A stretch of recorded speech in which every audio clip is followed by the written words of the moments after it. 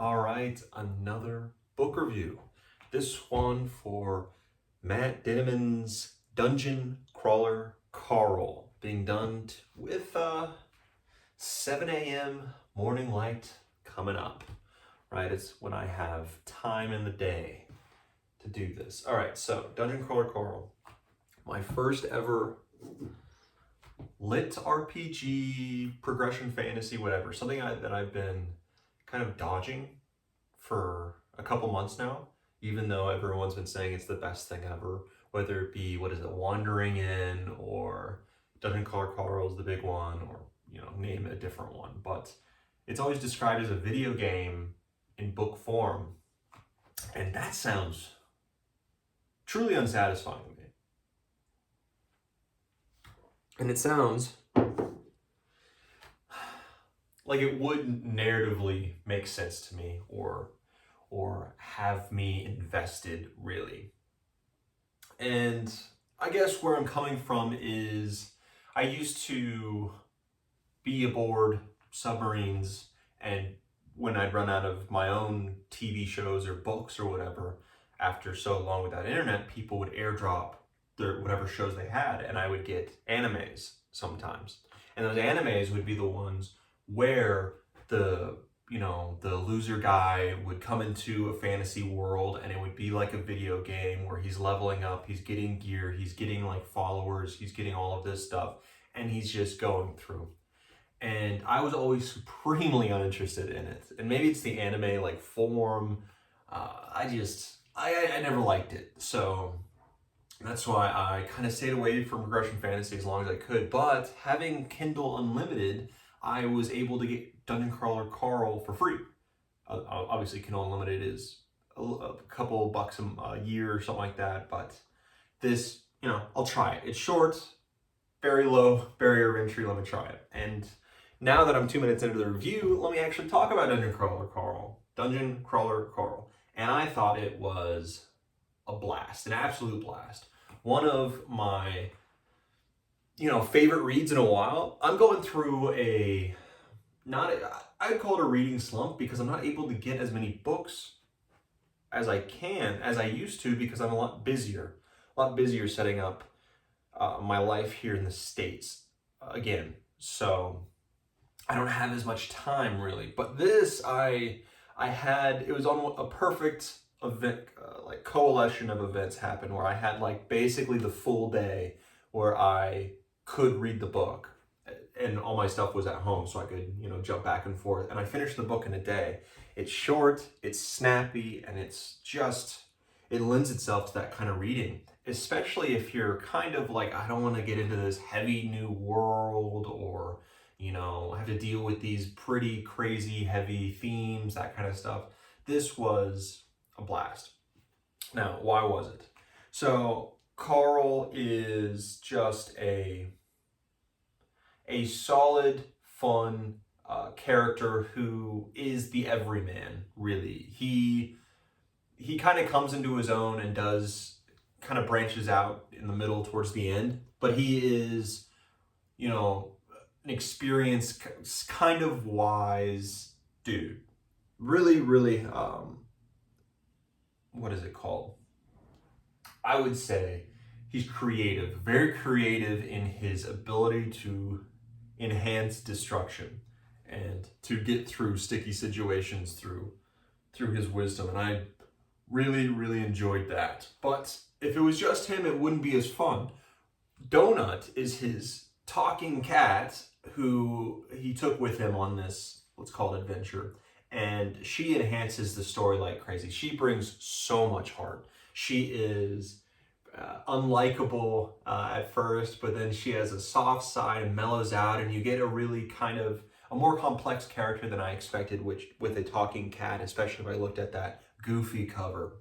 That also kept me away from the book as well, that goofy cover. However, that kind of, once I've read the book, like the goofy cover, it's funny again. Like, it's funny to me now.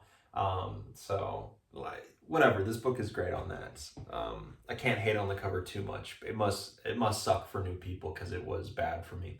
Anyways, so Donut and Carl are just like great foils to each other, but they work together as a team so well. It's almost like a Groot Rocket Raccoon combo in how they like fight, not how they are like together, but how they fight. And it's just a great read, and the action is done so well in this book. And I really loved how he is getting creative and making bombs and setting traps, and that's more interesting. And the tension building up after the bomb or whatever is set up, and then the enemy either springs it or gets around it. That kind of tension is far more interesting than I don't know, him pummeling another orc to death with his fists or feet. I thought the world itself was, it was Earth, but it was quick. We were quickly into the dungeon, right? And it was a very great way of setting it up. I thought that was and it was done with an action set piece. There wasn't too much talking when nothing has happened. He didn't come just from the overworld, let's call it like Earth, down in and start talking to someone and then explain what's happening. It was like trial by fire kind of, and I really like that. The way that the video game nature was put into this book, I thought it made sense. I really did, because it was a video game, like it was a TV show for aliens around the world, around the universe, for trillions of individuals. And the silliness of the plot, although being silly, made sense because of that. And the video gaming nature didn't feel like overbearing or too much at first. It kind of got a little bit like too much by the end, because it just kept happening so much. This achievement unlocked, this loot box, this thing that you gained, like that kind of thing. But really, by and large, the entire time it was kept interesting, because the awards, the loot was unique. There were like jokes. The jokes from the AI whenever you got the achievement or whatever was like funny enough for me to read it and want to read what happened. There was a kind of like a subplot with, not really a subplot, it's like a weird thing where every time he kills with his feet, there's like this AI or someone like really getting off on that. So that like build up and that escalation was just, I thought that was insanely funny. Like reading it, I was really liking that, just because it was different. It was funny. Let's see, what else? The plot was fun. That progression of getting from like up the levels in their own personal levels and then down through the dungeon, that was interesting to see. They only got through 2 dungeons, so you're there for a while, like in each dungeon, so you feel attached to each dungeon, and each dungeon level matters, right? However, that first level is so much more interesting than the second level, which is kind of just a copy of the first level with like harder enemies and escalated scenarios with those like crawly bug things after them, which I didn't find as interesting as the first floor, but overall as a package, it was solid. Let's see. I thought the ending, like you get to the third level, and that's interesting, right? But you don't have like a satisfying conclusion, so to speak, but you do have character progression, not in a video game sense, but in a book sense, in which both characters go from one place to the end of this book, and then you see actual movement, and it's meaningful movement, and you were there and you care. There's a lot of heart in this book. This is one of these books. It was so surprising. Like I felt myself caring for these characters a lot. And there's a real danger to them, so you were like, you really want them to succeed, and I was really pleasantly surprised with that. Again, short read. I do see myself reading these. Maybe I'll read the second book, because I really want to read the second book. It's a fun world to be in, especially for the slump I'm in. But there's like 6 of these books or something, so maybe I'll intersperse the last 4 between other books. I was thinking of that. But for progression fantasy as a whole, I want I came in not wanting to love it, and I won't say that I did, but I can see why people enjoy it. It's clear progression, and you can make all these progressive movements with a character or with the story pretty easily, and you can see where those cuts can be, and they're set up. You don't have to be like, okay, now we're going from, farm boy, and he's now to this new place after he has left his bucolic village, and he's leveled up in the sense in that he's more world weary, he's more skilled, and then that kind of progresses up, and you as a reader kind of have to like sit back and realize that at some point or at multiple points during the story. It's more like, oh, the story's clearly saying he is now level 3 and has a higher strength stat. It feels less impactful, but it is also effective in what it does. I don't know if I like love the genre as something that, oh, now my new favorite kind of fantasy is progression fantasy, but I do see its merits and why it can be enjoyable, because I did enjoy all those moments. I can say I'm not a huge video game person, but I mean, I did enjoy those moments when they happened. So I guess I can't hate on it too much. I didn't hate on the people, I just hated on the idea of the genre itself, of it just, why don't I just play a video game, as Mike from Mike's book review says, why don't I just play a video game?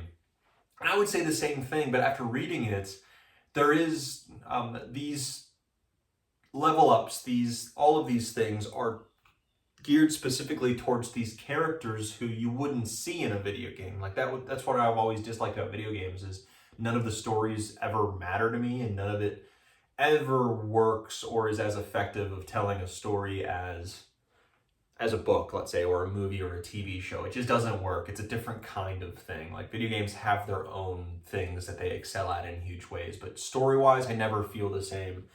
So I would say this is far more enjoyable as a video game in the story aspect way, for sure, in every way.